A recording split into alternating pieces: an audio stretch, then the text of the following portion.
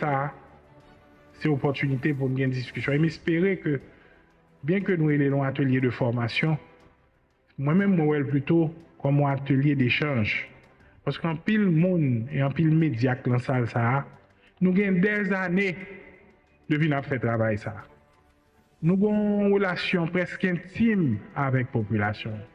Nous informer, nous éduquer, nous sensibiliser, mais nous recevons feedback de l'ITO. Nous-mêmes dans la salle, beaucoup mieux que nos experts. Nous connaissons ça qui marche et ça qui pas marché. Nous connaissons qui langage pour nous parler avec elle, pour comprendre. Nous connaissons comment pour communiquer avec elle. Nous connaissons comment pour comprendre une situation, pour lui-même mieux comprendre. Donc, atelier, ça, ce n'est pas seulement un atelier de formation, c'est un atelier d'échange. Côté chaque monde dans la salle, il y a des années d'expérience avec une contribution importante que le pour le bail. Pour aider nous-mêmes, nous faire travailler un peu mieux. Pour aider les collègues qui même peut-être fait venir comprendre comment le travail là est et qui est important ce travail là. Nous condamner pour nous faire travailler ça ensemble. Et j'aime se dire là, nous c'est non seulement partenaires obligés, mais essentiels.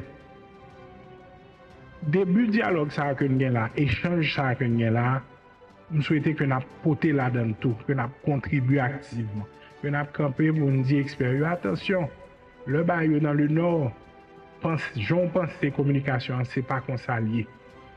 Moi-même, par exemple, en pile pays où je travaille, je connais que communication de proximité, particulièrement quand on va parler sur des groupes qui ne sont pas nécessairement les plus éduqués, essentiel. Comment nous assurer nous que nous avons une communication de proximité qui complète une communication de masse? Comment nous assurer que nous avons des gens dans la localité pour relayer l'information que nous-mêmes nous avons là? Qui boye? Comment nous joindre? Comment nous faire inventaire? Comment nous ouais et maximiser les gens qui ont des émissions qui connaissent nous, qui ont une relation avec nous, qui font une confiance? Comment nous assurer que les gens leur recevoir information de source que le fait confiance, les immédiatement pour information, le pas qu'un bel peut-être mais le tourne en relais. C'est ça le défi. Comment nous faire en temps record? Comment nous mesurer l'impact? Comment nous dire que l'année ça, nous sommes beaucoup plus efficaces dans le communiquer avant, pendant et après, comparé à l'année dernière? Qui ça nous pourrait faire différemment dans la stratégie? Comment l'État a mieux supporté nous, coordonné nous et aider nous à faire travail essentiel ça pour lui? Autant de questions m'espérer qu'à sortir de processus ça et qu'à influencer directement nous-mêmes, ministère de l'Intérieur, mais aussi gouvernement, nous pourrons travailler à médias, pas seulement en ce qui concerne les catastrophes naturelles, mais aussi la crise existentielle que nous vivons là en matière de sécurité. Nous sommes tout à l'heure, historiquement, la majorité des cyclones qui ont gravement impacté notre pays se sont produits, et on le sait tous, entre la mi-août et la mi-octobre. Évidemment, on regarde dans salle là, presque tout le monde supposait changer cyclone Jeanne en 2004, les 4 cyclones Faye, Gustave, Anna et Ike en 2008, ou encore l'ouragan Mathieu en 2016, évidemment pour ne citer que ces événements. Mais bien que nous reconnaissons que il y a toujours arrivé mi-août, Beryl, nous sommes tout à l'heure, rappelez-nous que les catastrophes naturelles ne se conforment pas toujours aux prévisions. Donc, bien que nous soyons au début de la saison relativement, nous avons songé que cet ouragan de catégorie 5 a frappé plusieurs pays de notre bassin cyclonique et nous avons dû lancer une alerte orange, démontrant ainsi l'importance d'une vigilance constante. Et ça nous est que l'État, avec l'appui des acteurs humanitaires, s'est mobilisé à tous les niveaux pour répondre à cette menace.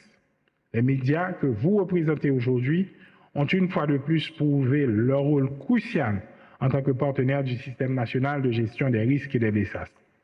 Donc évidemment, on tient à vous remercier pour votre engagement et à vous encourager à continuer ce travail vital au sein de nos communautés. On l'a dit tout à l'heure, notre pays est exposé à de nombreux risques. Et l'ouragan Beryl, bien que clément cette fois-ci, nous a rappelé nos vulnérabilités croissantes. Et en pile fois, le map discuté avec l'international là, moi, je me rappelle que nous avons ça, nous avons une courbe de vulnérabilité. Mais ça qui arrive à Haïti, c'est que prend un choc là, à ce niveau, il prend un choc, et parce qu'il ne peut pas jamais récupérer à 100% de choc là, vulnérabilité a augmenté et capacité de résilience là diminue. C'est quand on est malade une première fois, juste au moment où on peut prendre tête ou une deuxième maladie. Jusqu'au moment où on peut prendre tête ou une troisième maladie. Donc chaque maladie affaiblit ou capacité pour reprendre tête. Donc l'on a programmé réponse, nous obligé tenir compte de vulnérabilité ça, qui est exacerbée par les nombreuses crises que nous vivons. Dans tous les cas, la sensibilisation, la communication et la sensibilisation publique, c'est la priorité. Aux côtés des autorités locales et du grand public, vous êtes nos relais privilégiés, des acteurs essentiels de l'éducation et de la sensibilisation de la population en matière de gestion des risques de désastre, ainsi que de l'information du public en temps normal comme en période d'urgence. Donc cet atelier, je l'ai dit tout à l'heure, vise non seulement à renforcer le partenariat que nous avons avec vous pour permettre de sauver des vies, mais c'est aussi l'occasion d'échanger, de vous écouter, de bénéficier de vos expériences. Le thème de la campagne retenue cette année pour la saison cyclonique nous appelle tous à l'action. En nous chaque jouer rôle nous pour communauté nous capable.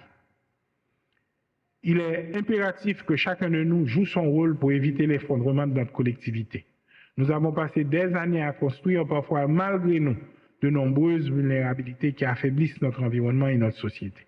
Il est temps de changer nos pratiques. Nous pouvons et nous devons faire mieux. Il y a une discussion que toujours gagnée avec les gens qui travaillent autour de moi, on s'est dit, qui ça nous va le faire différemment?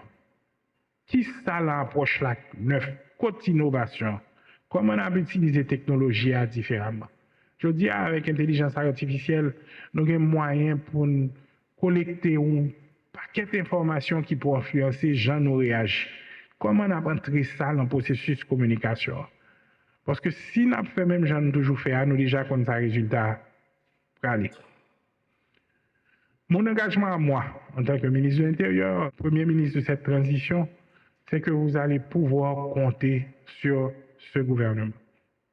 Le directeur lui-même qui est avec moi, on est en train de réfléchir tous les jours aux moyens d'améliorer nos capacités à pouvoir offrir des services en temps réel à la population, à protéger leurs biens, à protéger leurs assets, à les aider à se retrouver, à reconstruire le plus rapidement possible quand ils auront été affectés par ce genre de crise. Mais on ne peut pas le faire sans vous.